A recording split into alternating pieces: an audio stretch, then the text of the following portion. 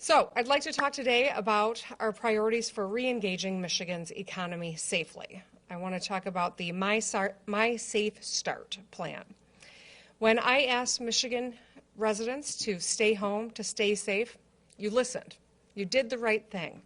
And I know it has not been easy. I know that many people have lost work. I know that many people are worried about paying their bills, taking care of their families, just getting the rent taken care of. Over the past week, we watched the number of new cases slowly decline.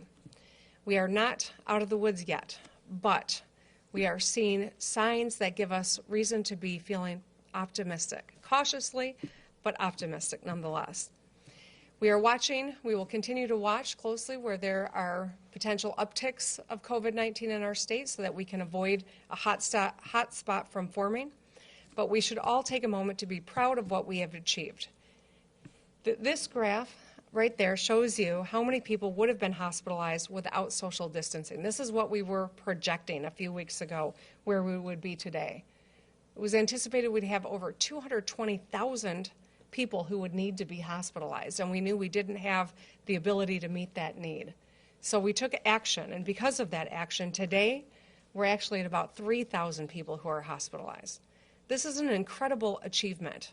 We'll never know precisely how many lives were saved, but that action is because everyone did the right thing, or the vast majority of people did, and I want to thank you. Those of you who have taken this seriously over the past 7 weeks, you have saved countless lives. And so now we are in a position to start thinking about what the future looks like. In the coming weeks, we will continue re-engaging sectors of our economy and putting more Michiganders back to work. I'm going to sound like a broken record, but we have to be really smart. We have to get this right. None of us, I'm confident when I say none of us, wants to see a second wave, and we can't risk that from happening. If we're not smart and we just take away social distancing, we could risk thousands of people getting sick and our healthcare system going into crisis again. We don't want that to happen. So if we stay smart, we can lower the risk and protect more people. Now at first, only the businesses that pose the lowest risk will reopen. I have asked business leaders, healthcare leaders, labor leaders, and experts in industrial hygiene to help make recommendations on which workplaces present the least risk of spreading COVID-19. The My Safe Start plan will take into account various sectors of our economy, geographic and workplace risk, as well as our public health abilities and workplace protocols so that we can mitigate that risk. The My Safe Start will be incremental. We'll start with workplace types that pose the least amount of risk. It's really important that we get this right. So the first will be additional outdoor enterprises that we feel pose low risk. We'll also be looking at residential and commercial construction. That industry, for example, will be one of the first sectors to return to work.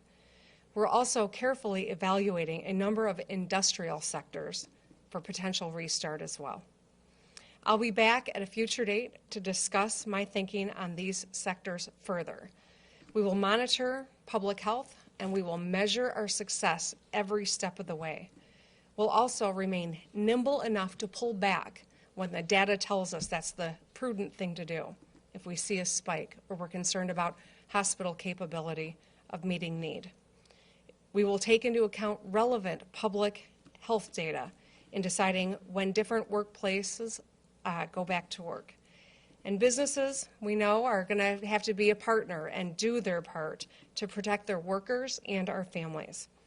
We will be directing businesses to adopt a new array of workplace safety practices that have been recommended both by industry and by public health experts. We don't want our employees to be afraid to go back to work, and we want to know when they get back to work they're going to be safe. Businesses will need to protect their employees through carefully monitoring symptoms, instituting an array of social distancing techniques, strengthening sanitation and hygiene, and providing recommended protective equipment like masks and face shields. They'll also be barred from retaliating against workers who stay home because they think that they're sick or someone in their household is. For the health of their safety and their families, there won't be retribution. Nobody in Michigan should lose their job for doing everything they can to protect their own health, the health of their families, and the health of their colleagues in the workplace. If we can find this virus before it spreads, we can contain it. As we move through the process and gradually re-engage our economy, I will be guided by the data, not artificial timelines. If we move forward and everything looks okay for a few weeks, we can look to expanding activity on the next level. There's no hard and fast timeline here. As we set dates, we will continue to keep you informed. There may be instances where we can move faster. There may be instances where we need to move a little slower. But if we see a second wave coming, we're going to step back when that's necessary. So there's no on and off switch here. We have to think about this as a dial, where we turn it up when necessary, we turn it down when necessary. Re-engagement needs to be incremental and cautious. I want to level with you. No one knows what the coming months are going to bring. No one knows that. But what we do know is that we have access to some of the best minds in this state. We have access to data. And when we build up our public health apparatus and work with employers to keep you safe in the workplace, we can safely, slowly start to re-engage. And no one wants to do that more than I do, I can tell you that.